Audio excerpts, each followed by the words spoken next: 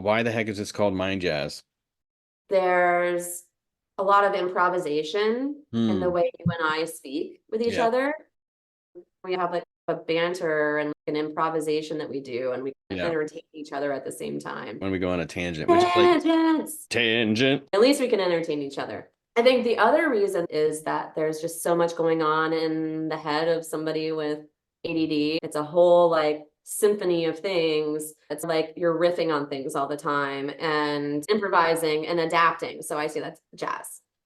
I would say that the mind of an ADHD person can range from Ornette Coleman's free jazz, which sounds like noise, Uh-huh. to Count Basie's big band, which is extremely Oh, accessible and yeah. organized. I thought I was just crazy. Turns out I had ADD.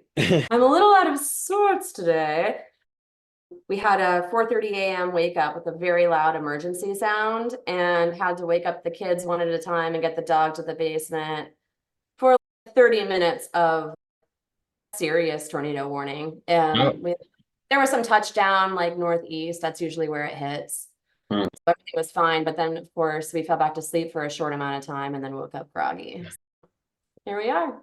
We woke up for a tornado, went back to bed.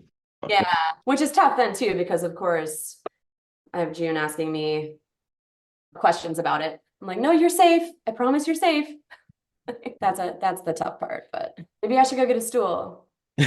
Maybe you should get a I'm on phone book to sit on.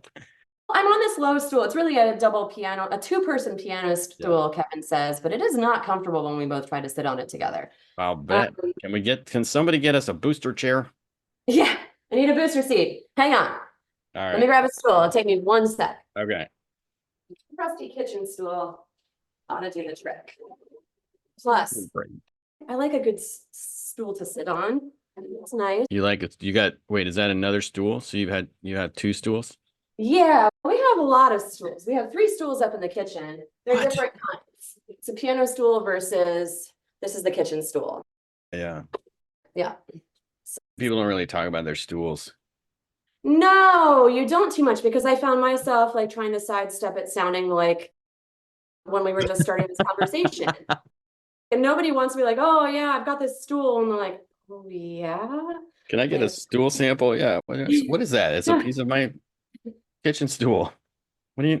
people who sell stools for a living must have to like They either probably have a embrace it fancier or yeah. fancier I name think you have for to it. embrace it at that point. A backless chair, yes.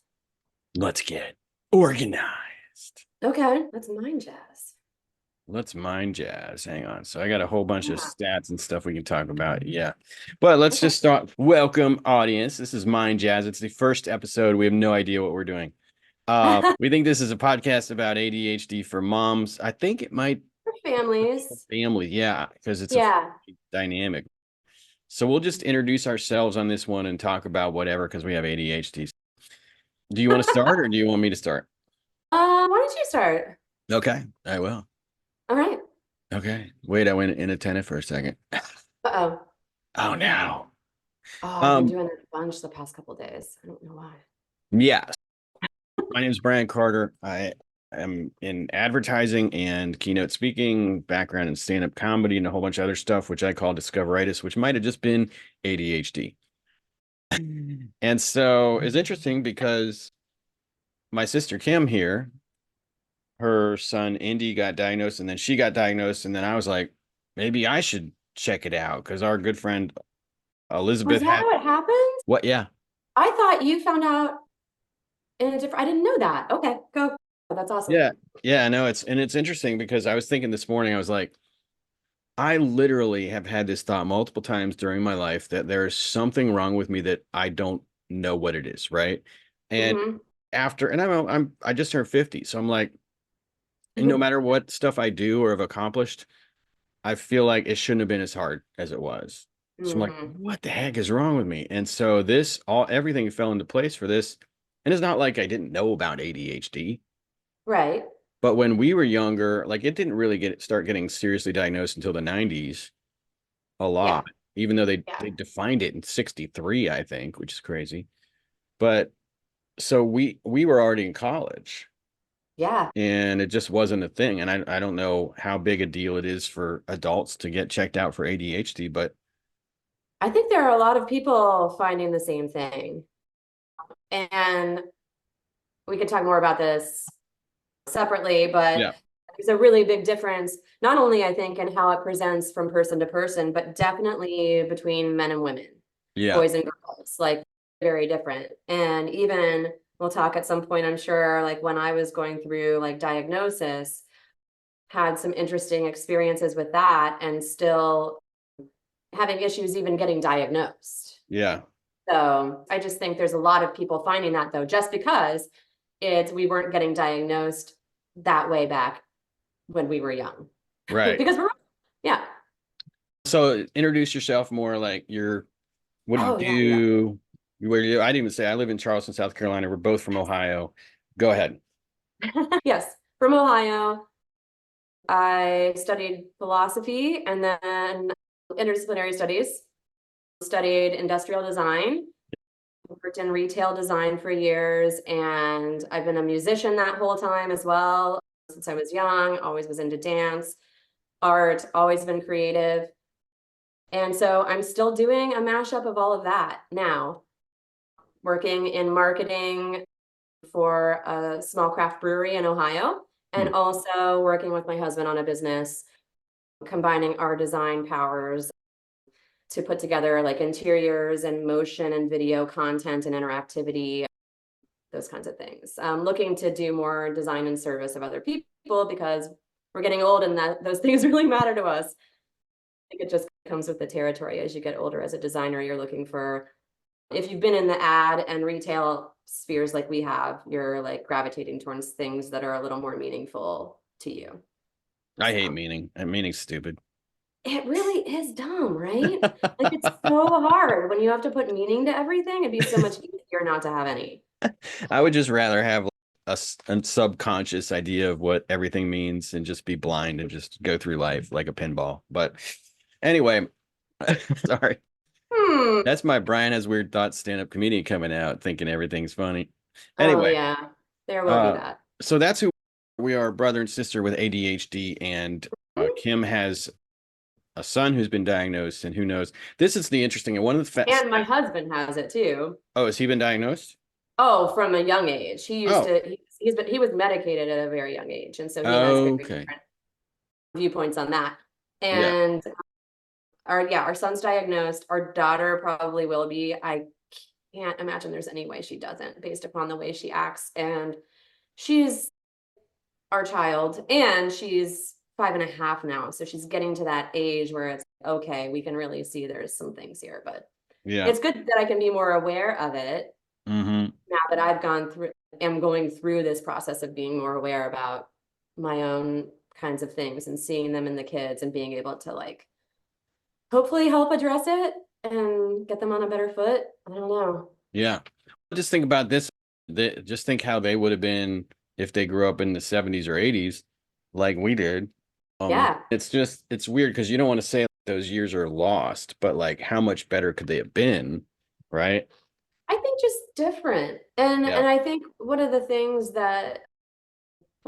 I was thinking about this morning was that maybe because we have this experience later in life and there are other people having that, to be able to speak to that, which is why I felt called to do something like this with you. Yeah. Because like the more that people hear about that and we can bring some other things to light and maybe provide meaningful information once we start getting into like more statistics, more conversation about that, guests on our podcast, to be able to help in that space. Yeah. I had to have the story I had. And honestly, to get where I am with my career and everything, I had to go through everything I had to go through. So It's so funny. I kind think of silver that's lining it. funny. I think everybody, but whenever, like, I would never, everyone always says that I would never change a thing because it made me who I am. I'm like, No, yeah, I would change a number of things if I but could. okay. Don't get me wrong. Yeah. I would, Let's see. you would not want to send me back in time. No, like maybe the I would screw it up. $90,000 I spent on acupuncture school, maybe I would take back. But I did get an amazing wife out of it. So You did, yes. yes.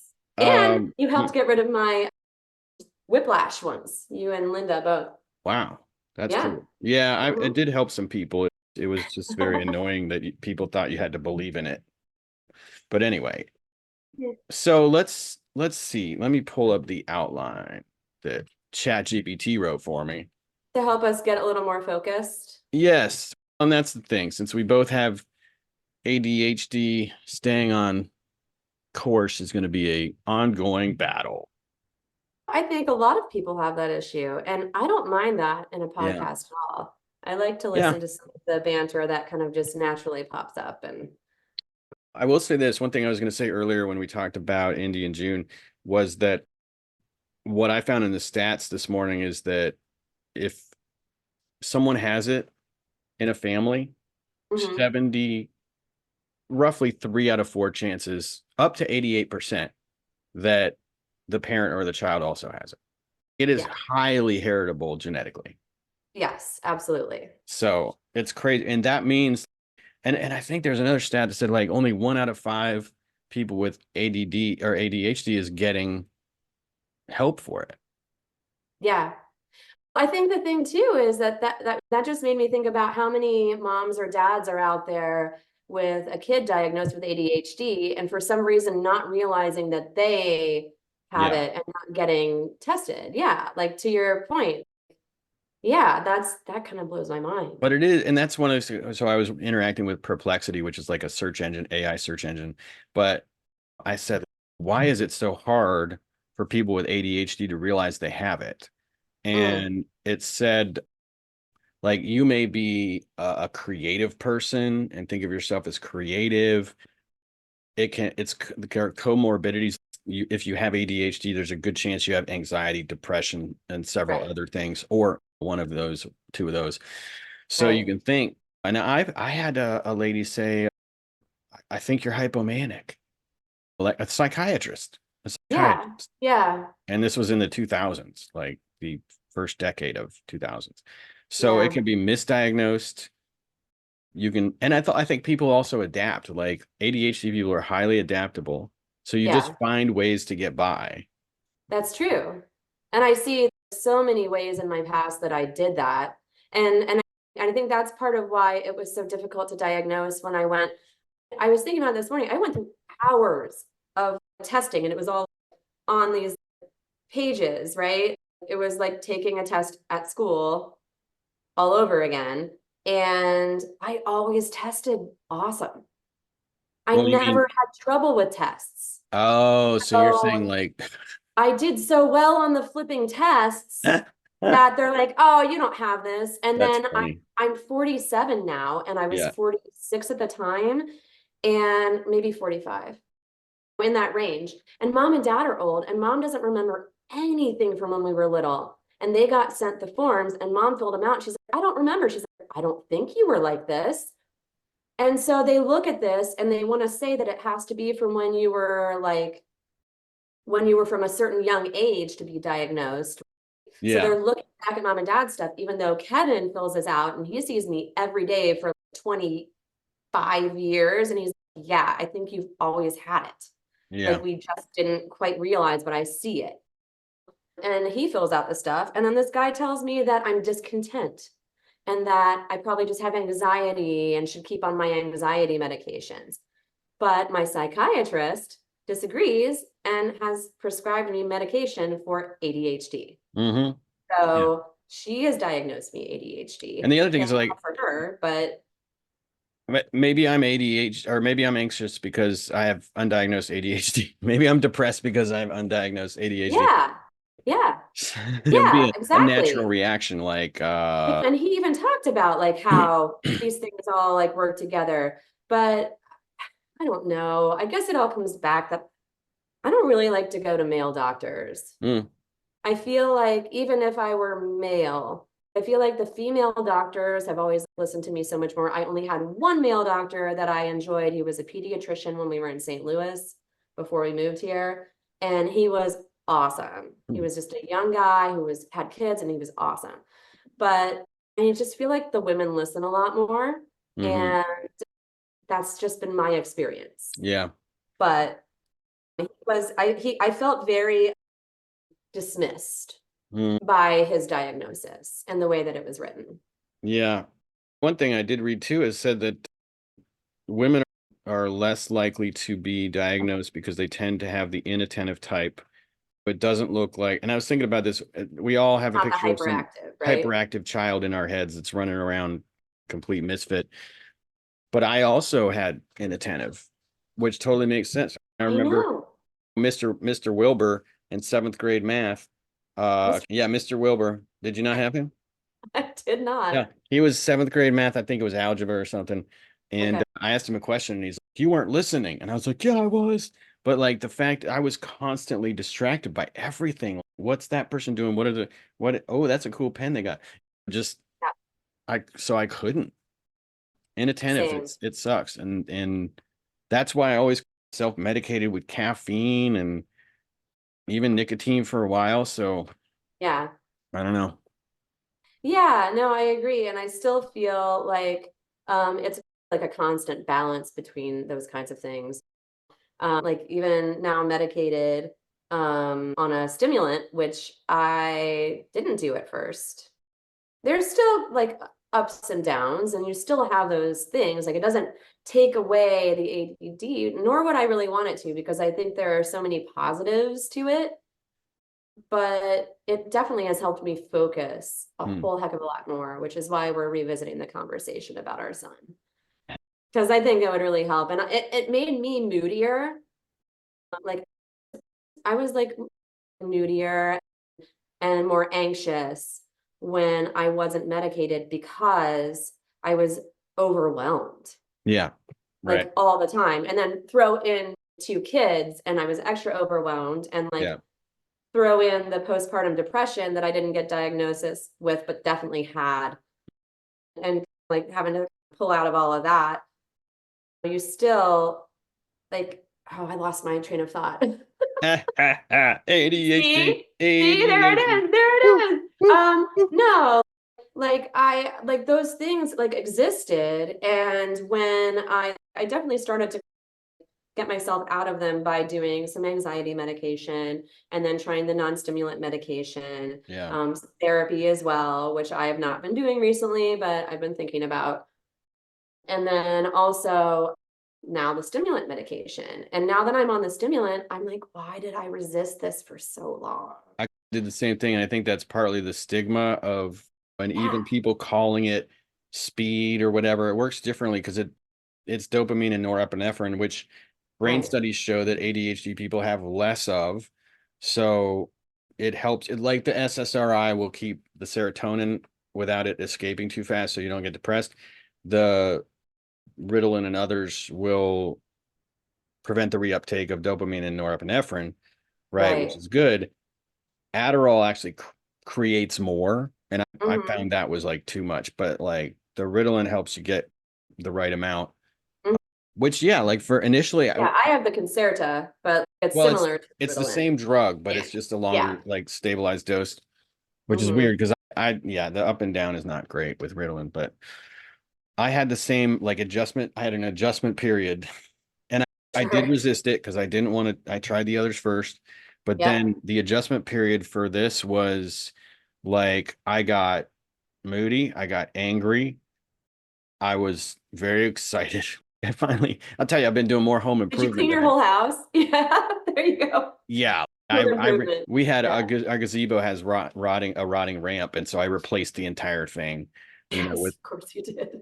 pressure treated wood. It's amazing. It's got gravel around it to prevent water damage. Yeah. But yes, but I think over time I got more used to it.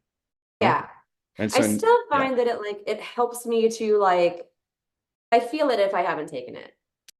Like it's still it's helping me to get into a place where I can accomplish more so that I can not only have time to think about and work through some things, but also maybe get to some other things yeah, sometime in my life and be more consistent, which is a huge thing I'm working on. So really for me, it's like organization and consistency is the tough part. The focus is better, way better. hmm, But I think there's still probably plenty we're going to talk about from the mom side of things on this yeah, moving forward because I mean it's just a whole nother thing when you throw in all of the things that can be happening with moms and like women in general, like from that kind of postpartum thing to like ADD to like having kids and hormones and those fluctuations when you have ADD. And Mm. then later down the road, which I think I'm already starting to go through, Uh, menopause, the change. the change, which is going to be really interesting, I think. But mom said that it's probably on par for like where she was when she started. But yeah, Yeah. so there's just a lot there.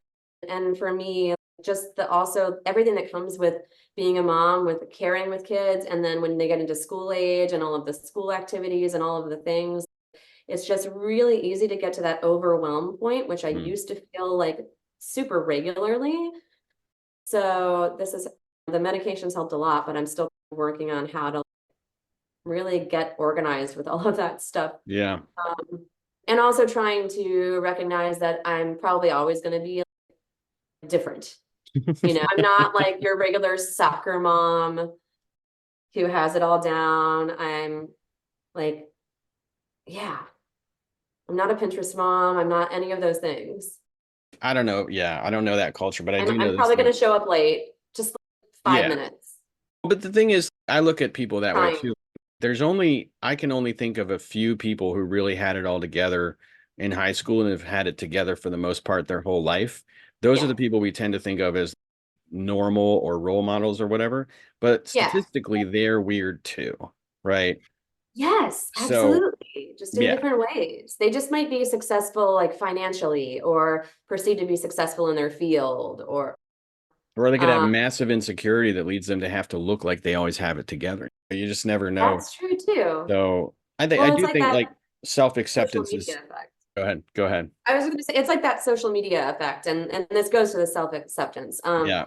Like you can say what you want, and people talk about this all the time, but yeah, seeing everybody's like the massive amount of everybody's successes constantly makes it feel like why not me? Right. When Right. really you have to define instead of looking at that crap, what do you want? Which is probably part of why I haven't posted anything to my personal social media besides 2 posts since like Thanksgiving. And I was like, what's going on here? I've been busy like thinking about and planning other stuff. And I'm really getting myself to think about things in that way. Once I have things going, if I want like if I'm doing my stuff, yeah, I can check out social media, but it should be a small amount of time. Even Yeah. though I work on social media for people, I do Yeah. more of that than for myself because that other time I want to work on defining like what my goals are and then figuring out how to direct things towards my goals with daily activities. That is what I am currently planning. Hmm. Um, so that I can be more consistent day to day in small ways on a couple of big things. And if you're doing that, then you're planting the seeds, you're like watering that plant to sprout at some point.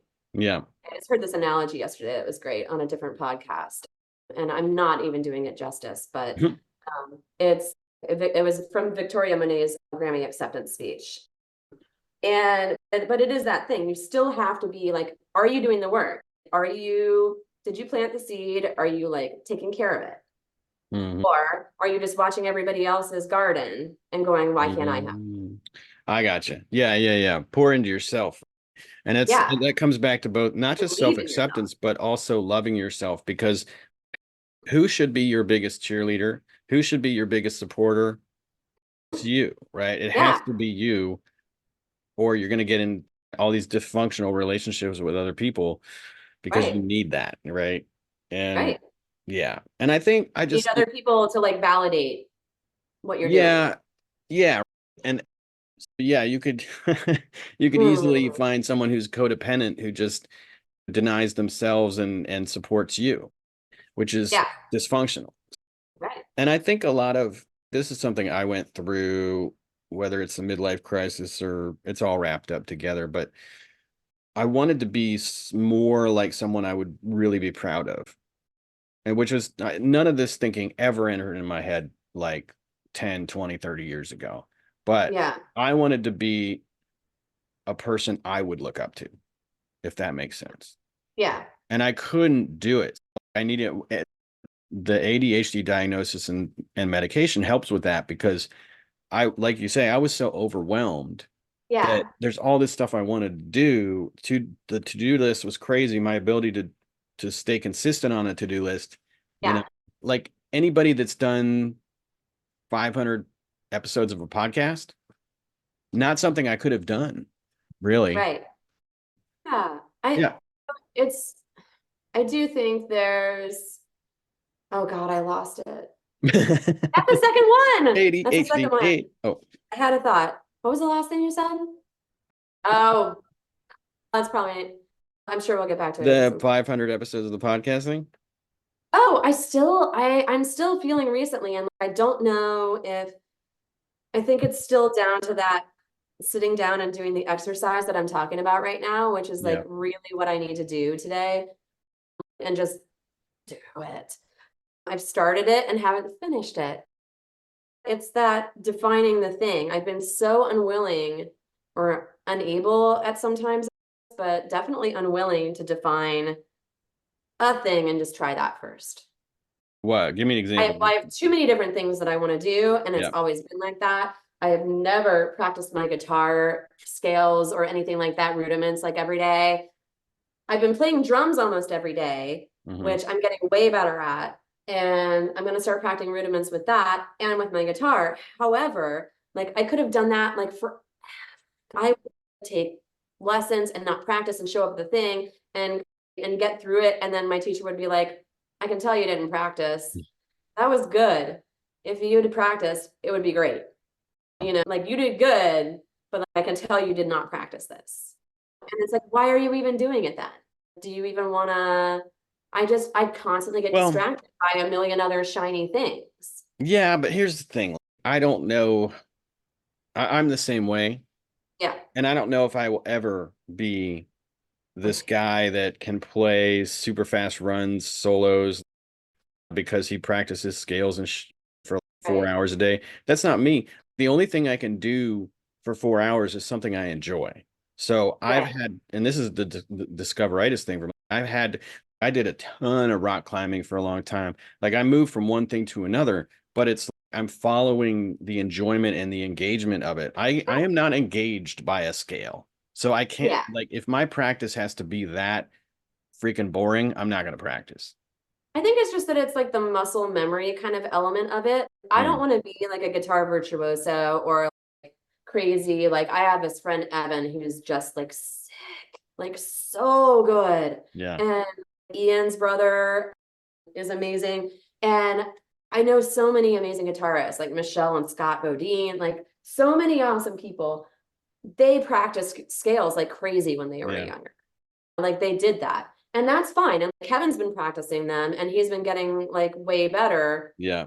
and just figuring out. But all I want it for is the dexterity and the feeling comfortable moving around the neck besides doing some different like single note stuff that I can pick out Hmm. with scales that I know and power chords Yeah. and some of the open chords that I know. I Yeah. want to be like beyond that, I just do. better at it so I can feel comfortable and like songwriting and playing with people. I do. I think yeah, and if that's something you want to focus on, I feel like that again, having done so many different things, enjoyed so many different things, and to some degree only done them good, not incredibly or whatever, or do them Mhm. good enough for me or whatever. I started part of my midlife crisis was like, okay, I'm 50. What am I going to do the rest of my life? I got a limited amount of time. How Mhm. much of that time am I going to be healthy? How long is my brain going to be good? So now I really care about making sure those things last. So I have maybe another 5 or 10 years of, but I realize I have to focus. And so Mhm. I put a lot of thinking into it and I'm really good at the digital advertising stuff, but I really love the keynote stuff. And it combines stand up with helping people with business, with concepts, with research, and all kinds of stuff. And there's always a novelty to it. Oh, you want to help us? We're the conveyor belt association. Can you talk to us? Oh, there's a conveyor belt association? That's just fascinating. I'll learn all And then you about learn conveyor about belts. this, you learn this whole new thing. Yeah. Yeah. And Yeah. then, I yeah. think that's part of what it is. I think we've always been like, we're explorers, like we're Yeah. adventurous, creative explorers. And we both went to school for interdisciplinary studies, which you have to pause to say. And I went to school for industrial design after, which is interdisciplinary. Yeah. You learn how to make all different kinds of things. It's Right. the basic design process of taking things from thought to like three-dimensional, Mm. or like a large space or a car, like product, whatever. But it's still a lot of different things. And I think that's probably what ended up appealing to me so much about it. Mm. I don't think it's something to lose. And I don't think everything you have to do has to make you have to be great at or do forever. So Yeah. like to the rock climbing point, I think it's good to try different things and explore them. Yeah. And then like move on to something else when it makes sense. Yeah. But I guess I'm trying to get more focused, like you said, from a like career and like what I'm doing for income standpoint. Mm-hmm. And it's tough starting a business and finding clients, and I need to get organized around that. So Yeah. that's the main focus. And how do I turn these other interests into things that serve that greater purpose? Yeah, that's what Yeah. Kevin and I are talking about. And that's where I'm trying to that's where I got to get my all kind of funneling towards that greater purpose. Yeah, I don't know, there's not a good metaphor, but it's like a soup or a stew or something. It's like how many parts of this and how many parts of that go in there. But Yeah. it's not a good metaphor because you're always making soup Baking, like your whole life. baking, because then Baking? there's always something. Yeah, soup just always lasts too long. Soup. There's too much You're soup. like, oh my God, there's still soup, but you still have to eat it. It's just nobody should have that much soup, No, and it's you hard to don't. make a You don't small have to amount. eat it. It's just like So chili. Linda's like the police of the refrigerator. My wife, she's like, okay, we've had this soup for too long. I'm throwing it out. When we had this chili, yeah, you're gonna eat that chili. Let's give it to the chickens, you know. well, So at least chili you can take and you can put on spaghetti and make yeah. it like a whole different, or like a hot dog and it's a chili dog. You're like, Skyline dog night. time. Yeah, yeah.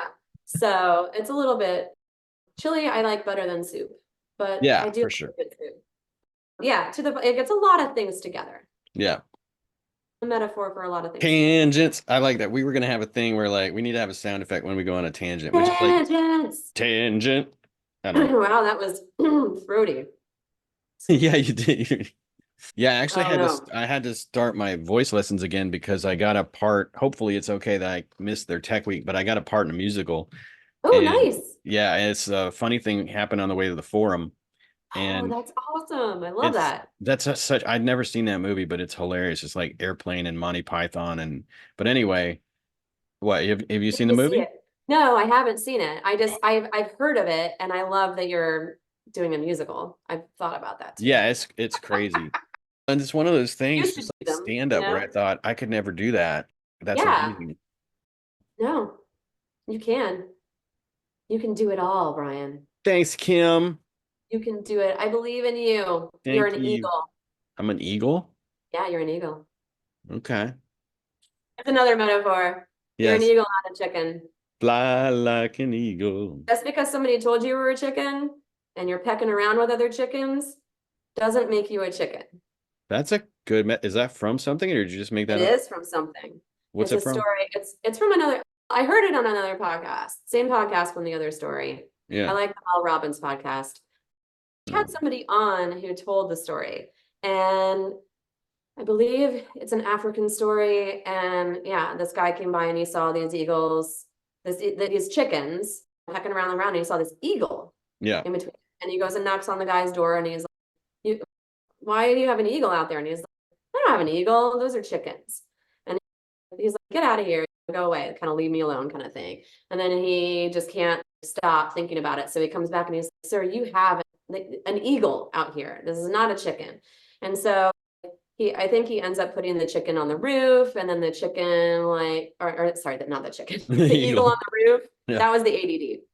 Eagle on the roof, and then the eagle ends up flying and realizes that it's an eagle.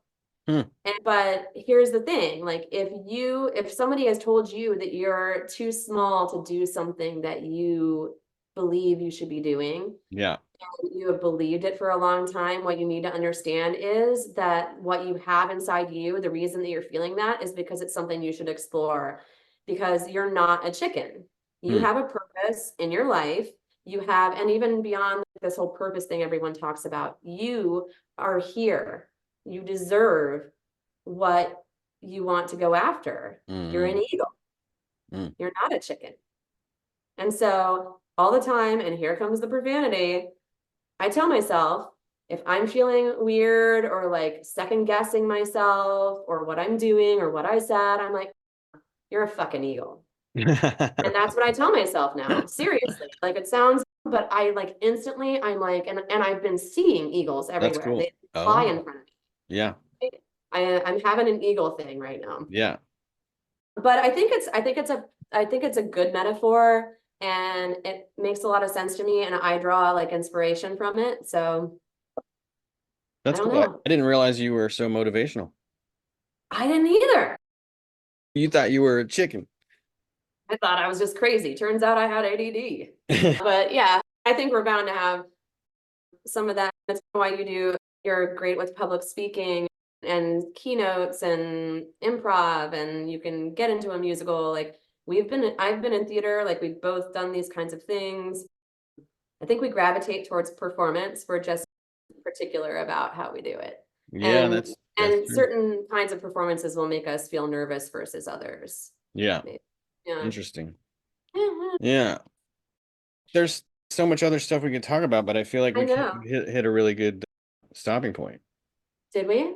I maybe not. I was just going to ask you if there was something else because I know you had like a framework from Well, AI. I think there are other topics. I would definitely love to ask you more about stories of you and Indy and things like that, Sure. or for people to relate to and stuff. You But have to again, ask me, put together some questions for me so I can kind okay, of think about it before and think what's a good example or to explain what's been going on. And yeah, I think it's valuable. And then maybe there's another time where can dive more into maybe how each of us came to understand each of our situations.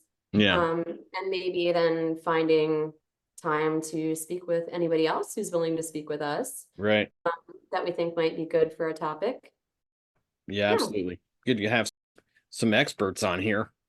Yeah. Because I would not say I'm one of those in this sphere. I can only just speak from my experience, which is valuable. I Like think it's powerful. I definitely value it when I hear because to the end, part of the reason I started listening to that Mel Robbins podcast at all was because I heard this podcast of hers and she was talking about how she did come out of a depression, but she realized she got diagnosed late in life with Mm, ADD. mm, And I think she was like 47 or something like that crazy. too. And so I've found it really helpful, some of the ones that she's done about her experience and some of the people that she's had on to speak. And then I've found other things that I like of what she talks about too. I But do not know that's this. part of how I found that. That's What's cool. that? I do not know this woman. Yeah. A dream would be to someday have her on our Oh podcast. my God. Do you think we could? We're Eagles. We I definitely think we could. could. I think we could. Yes. I'm gonna make it a little more PG. I'm an effing eagle. Yeah, Yeah. a freaking eagle. An eagle, a freak. Freaking You're a eagle. freaking eagle. Flipping Uh, eagle. I don't know. Freagle? A freagle. Freegle. Yeah, No. I'm working on this word when you can get both strength and flexibility. I call it flanked. It's better than stretchable. Stretchable sounds like some kind of, remember what was that Plastic Man thing that Oh my God. Super Armstrong Yeah, it's Stretch Stretch Armstrong? Armstrong. Yeah. Yes. Did you say Super Armstrong? What's Super. that stretchy thing? Super Armstrong. That's my brain just like that's me Yes. talking through the words as Stretch it's supposed to be. Armstrong, but there was also Plastic Man. Yeah. Yeah. Yeah. Last thing before we go, I think we Okay. should just say like why the heck is this called Mind Jazz? Oh yeah, that's right. We didn't talk about that. Yeah, Okay. I've been thinking more about that. good. Um, I think part of that is because there's a lot of improvisation in the Hmm. way you and I speak with each Yeah. other. It's almost like we talk, we listen, we uncover some like interesting things, and we also have like a banter and like, an improvisation that we do, and we can Yeah. entertain each other at the same time, Hmm. which is kind of funny. At least we can entertain each other. Um, Yeah. I think the other reason that I thought about from my perspective is that there's just so much going on in the head of somebody with ADD. It's a whole like symphony of things, but it's not really like that. It's more like you're riffing on things all the time and I would say this. I thought about this. improvising and adapting. So I see that's jazz. I would say that the mind of an ADHD person can range from Ornette Coleman's free jazz, which sounds like noise, Uh-huh. to Count Basie's big band, which is extremely Oh, accessible and yeah. organized. In between, you got Yes. Miles Davis and Coltrane. Coltrane. I've Right. told you that thing. He's got that song on Blue where Mhm. when he comes in, it's so loud that I had Linda laughing one time because I was like, he comes in and he's like, dun, dun, dun, and it's almost I thought he was saying like, I'm John Coltrane, I'm John Coltrane. He's the group, but it's my turn. I'm John Coltrane. I know Kevin and I, like, we had a big time period where we were listening to Love Supreme a lot. Oh yeah, that's a good one And too. it's like, What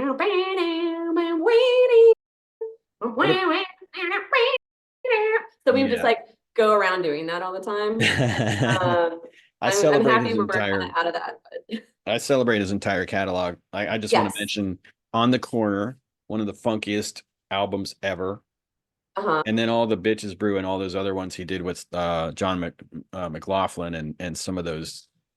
Yeah. I think I'm gonna have to go back and do some listening. Oh, it's So crazy. that's It's gonna be part of crazy. my homework Okay. is to listen to some Coltrane. And then, yeah, if you want to put together some questions for I will. next time on Next time, Mind Jazz. we will explore Yeah. Kim's psyche and her heart.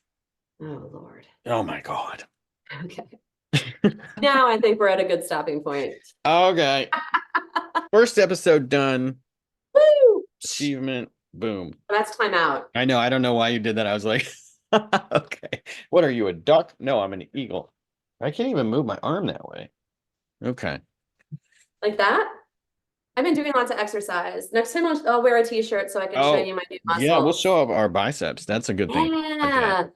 It's getting warmer here. Sun's out, guns out. Got to get ready to beach body, get it going. I'm like so not Real. tan. It is not. I'm blind people if I take my shirt off. You It's don't have to worry about that. Get outside a couple times, you'll be fine. all right. Yeah. All right. All Well, right. thanks, Kim. Great episode. Yeah. Peace. Peace.